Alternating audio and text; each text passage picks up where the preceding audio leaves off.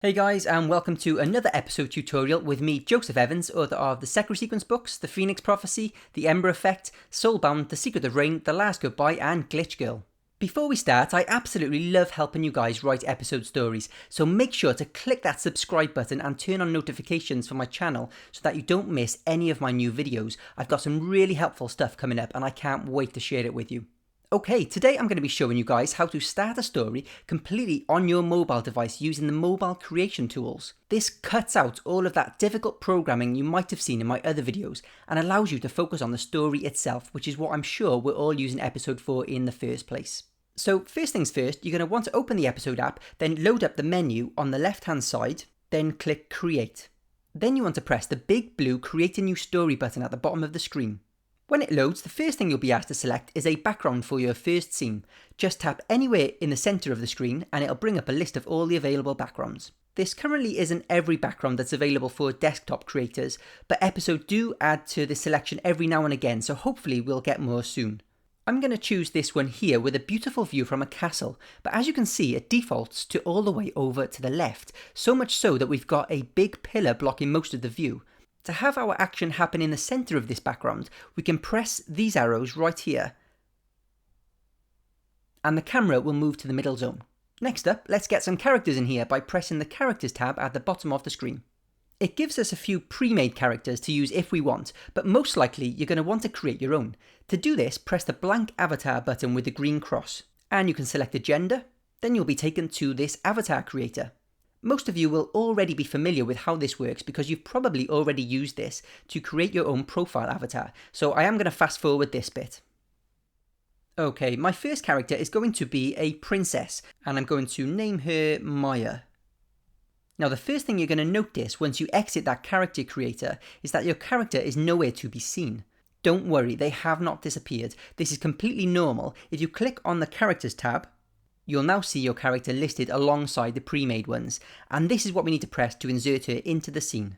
And if we ever want to see the scene in full, simply press anywhere on it to minimise the lower panel, and this gives us some more room to move things around.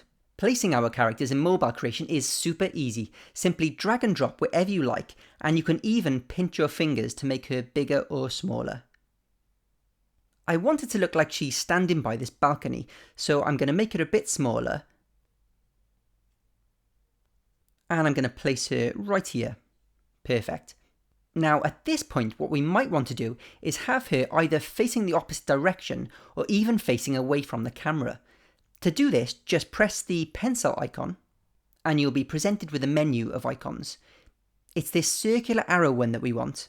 When we press it, it will spin our character around, and we can keep pressing it until she's facing the direction we want. I think I'm going to start this scene by having her looking out over the balcony. Okay, now it is time to create our prince. And instead of just having him standing here with the princess when the story starts, I want him to enter from the right hand side. To do this, I need to press this little plus symbol on the bottom right. What this does is it creates a story beat in the timeline so that everything in your story doesn't happen all at once. In this case, we want the story to begin with our princess standing here for a beat, then in the next beat we want the prince to enter. So I'm just going to go ahead and make our prince. And I'm going to call him Lance. Now let's select our prince from the character menu, and he'll appear here just like our princess did. Let's resize him so he's the correct scale.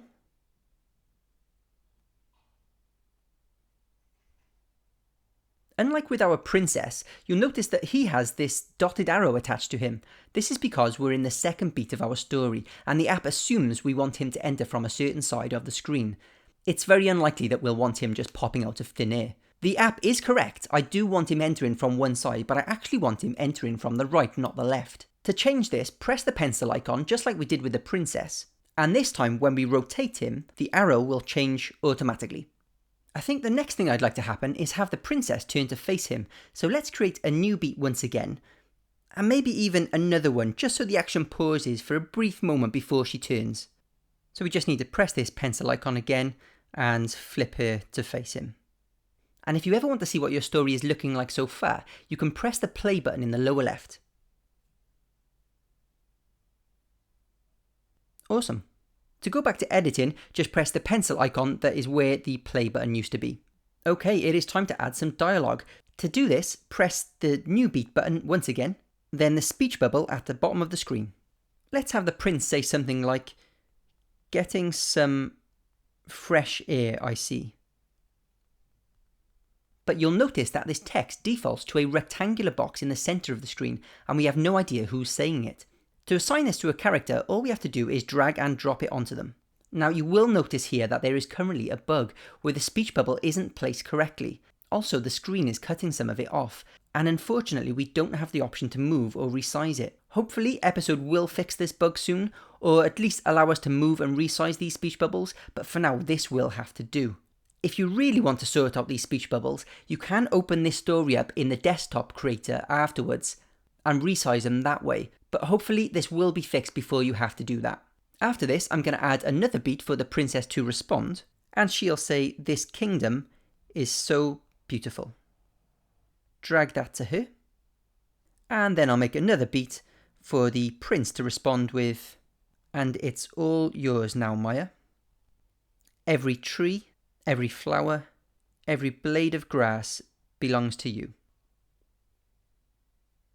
Now, by default, these characters perform a very simple talking animation, but of course we might want them to convey a different emotion when they're talking.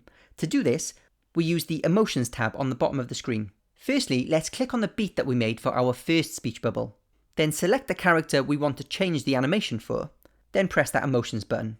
Here we can either scroll through or we can search for the exact emotion we want. And if you click on any of these, the character will perform it so we can preview it before you decide.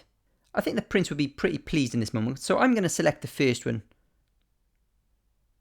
All we have to do then is select our other speech bubbles, make sure we tap on the correct character, and give them the emotion we want. I'll have Maya perform the excited animation here. One thing to note is that certain animations will make your character perform a different animation in the following beat.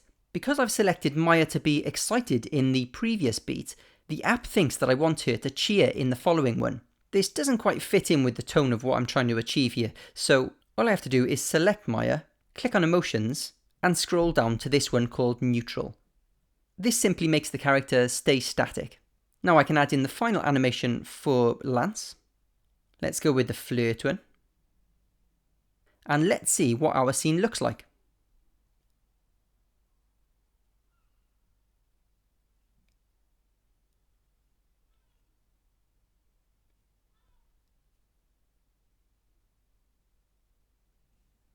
Alright, that is our simple scene done.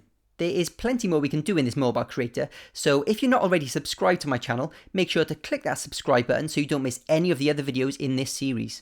Also, there's tons of help templates and custom backgrounds over on my website, episodelife.com. I would love to hear what you guys think of the site, so please head on over there and check it out. If you have any questions about this tutorial, do comment them down below, and if I don't personally answer you, I'm sure somebody else in this really helpful community will. And if you know the answer to someone else's question, it would be absolutely awesome if you helped them out. Thank you so much for watching, guys, and I will see you in the next video.